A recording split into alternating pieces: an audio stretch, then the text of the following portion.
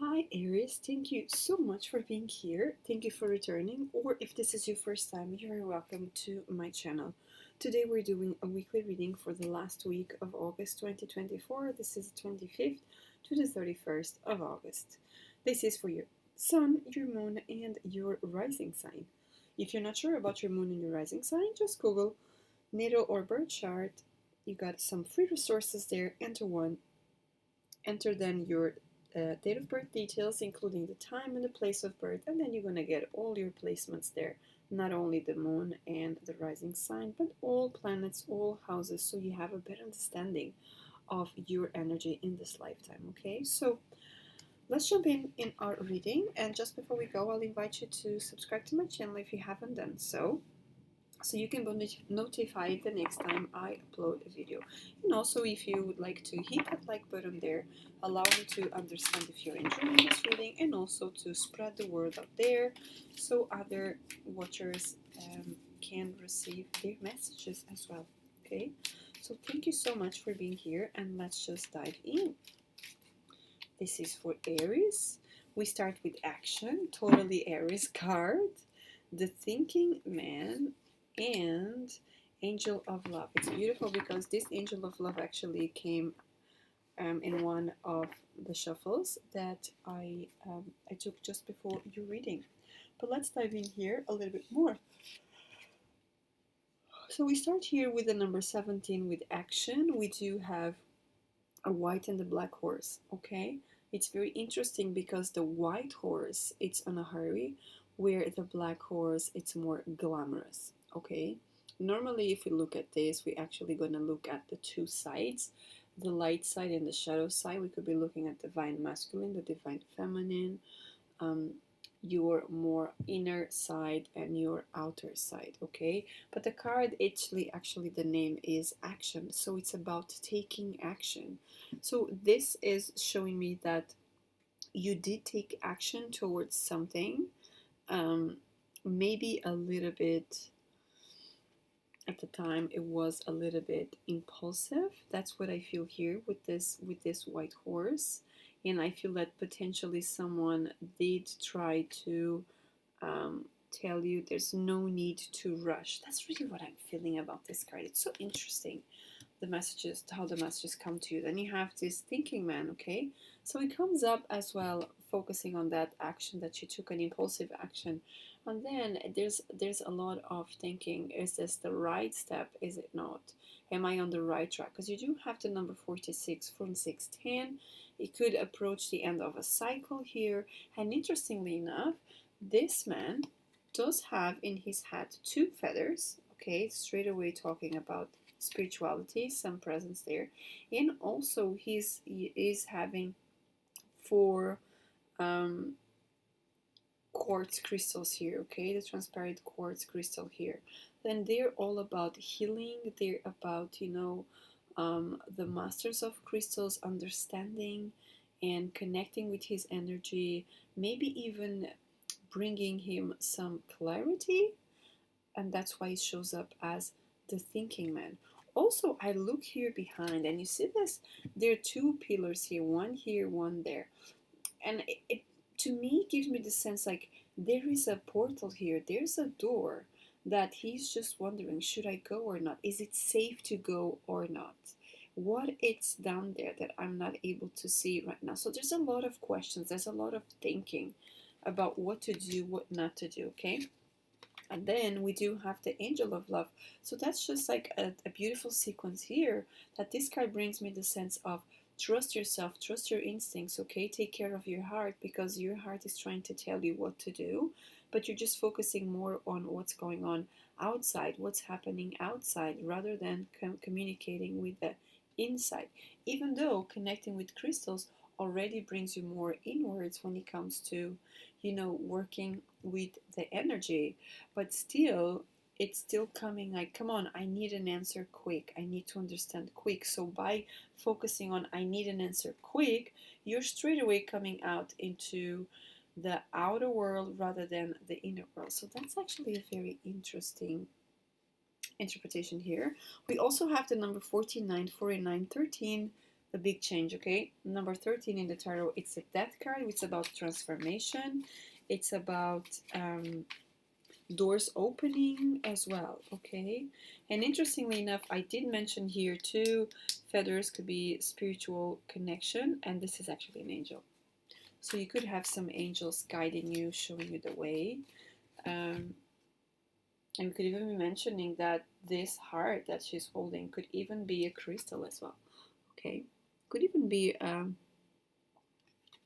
rose quartz while he's using a clear quartz. It's very interesting how the crystals are showing up so strong here. So maybe some of you are connected with crystals, or maybe it's an invitation for you to do so, okay? So let's get on with the tarot here and see where we go from this side. We're going to be taking 5 cards and clarifying them as we go along. We're going to be looking at the recent past, the present, what's hidden and you don't see coming, what is the advice, and then what is the potential outcome, okay? So let's just check it out and see what's there for you, Aries. Let's check it out. So we have the High Priest in the recent past with the 5 of Chalices, the 5 of Cups. Interesting, there's a number 5 and there's a number 5. So in the past there was here the need for some change of mind, change of not focusing so much on all the rules and when it has to be done, because the High Priest also talks about rules, regulations, right? Sometimes can also have some rigidity in life. And with this 5 of Cups here, it's like some parts of it, you know, we have to be a little bit more flexible, because some parts of it, they are really not so accurate in your life. Because I'm looking at this High Priest here, okay? He's using the ray of the sun to do something. But it's important to understand that the sun is here for everyone and for so many different things, not just for one thing. The sun is not here just to charge this man's hands so he can make his magic, but it's here for so many things, right? To warm the planet, to bring you energy, to bring you help with your foods, with the soil. There's so many things, right? So let's see here for the present. What do we have for the present moment for Aries? We have the Star. Perfect. And the Page of Wands. So finally we're coming into some good energy here, right? We do have this Temperance. So coming out of this rigidity, it's about being more flexible, right? Taking care of yourself, purifying, maybe working with water, understanding, and maybe start using your magic. And when we're talking about starting using your magic, you could be start using more, you could pay attention to ideas, to things that come, but not forcing them. Not like we were talking about want clarity right now. No, this is about learning to wait, because the Star, it's also a patient card, trusting, believing. There's a lot of faith, there's a lot of trust here in your reading, okay? Because the High Priest also talks about having faith, and then the Star as well. So you have already 2 cards talking about that. And then what is hidden and you don't see coming? We have the 6 of Cups and the Page of Swords. So there's something new here coming up for you. It's like a brand new idea. It's like something is coming and it's brand new, okay? The 6 of Cups, there are 2 kids, so it's fresh, it's exciting. And the Page of Swords, it's also about maybe a new idea. Something could start coming out potentially during the night or when you're reading some book. I feel very strong. It's actually during the night that some revelation could come to you. Remember, we're talking about calming down a little bit more with the Angel of Love. Now, the advice here for you as well, it's this 7 of Cups, 7 of Chalices with the King of Wands. We started here with the Page of Wands for the present, and we come to the advice with the King. So one idea that you potentially are having right now, you could be having in the very near future, can turn into something greater. as long as you focus on one thing at a time, okay? Because the Seven of Cups actually asks you to focus on one thing at a time. And you are spoiled for choice. What does that mean? You're spoiled for choice. It means that there's definitely a lot of things that you can focus on, and a lot of good things coming your way. So let's try to focus on one thing at a time, okay? And then the potential outcome here, you have the Queen of Swords and the Seven of Swords. So there's a lot of swords here in your game, and chalices as well. So there's a big connection here between the mind and the heart, finding that beautiful coherence, as we mentioned again before, right? About taking action, but waiting for the right moment to do it. And that's what I see here. It's about, learning to wait with this star, trusting that everything is working out for you, and paying attention to your ideas, because that's the opportunities the universe is bringing you, and so that you can become this beautiful, organized, independent person.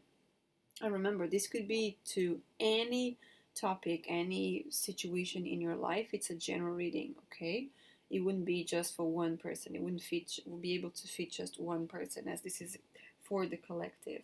And with this Seven of Swords, it's really asking you, um, for the potential outcome, that these changes that are happening in your life, they are asking you to be more organized, to strategize, and don't lose track of your stuff, because also the Queen of Swords, she's very meticulous. She pays very good attention to everything, okay?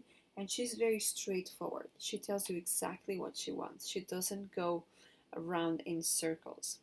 And that's where you have to be very focused and strategize and organize for your success, okay?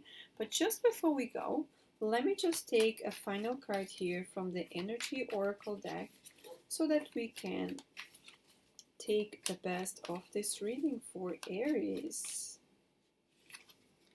We have attachment, okay? Again, number 5. You start with number 5 and number 5, and you finish with a number 5. So we have attachment here. So the big advice is, let go of the need to be attached to something or to someone, okay? It's time to drop the mask, because she is actually removing her mask, okay?